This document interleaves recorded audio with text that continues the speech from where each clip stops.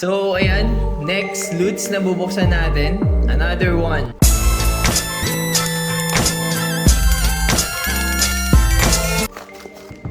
Parang prism pa rin ata to. So, ayun na nga. Prism ulit. Sa likod, we have Emmanuel Quickly.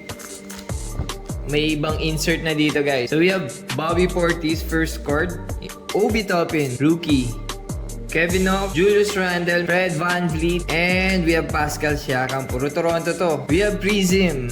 Prism, red, white, blue. Ito yung tawagan na red, white, blue. Prism packs. Norman Powell, Pascal Siakam ulit, nag red, white, blue, na Clint Capella, and we have another Clint Capella, pero red, white, blue.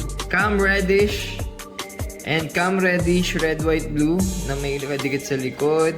Miles Bridges, PJ Washington, Dwayne Bacon, Veron Carey Jr., Malik Monk, green. Pero hindi to numbered, guys, ah. Etong Malik Monk, not numbered. Pero insert siya. Para lang din siyang ganitong red, white. And we have Bismack Biyombo, Dwayne Bacon, Terry Rozier. Daming base dito, ah. Dwayne Wade, guys. Dwayne Wade. Derrick Jones Jr. Oh, we have a LaMelo Ball Prism. Not so good yung ano niya. Yung centering. Pero ito, sophomore stars. Tyler Hero from Miami Heat.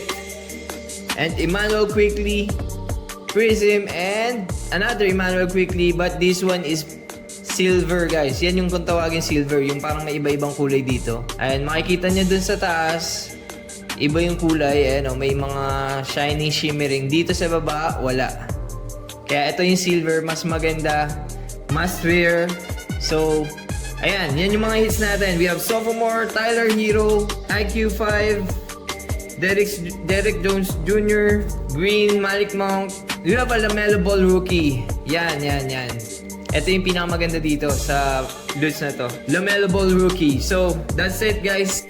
See you in our next. Peace out.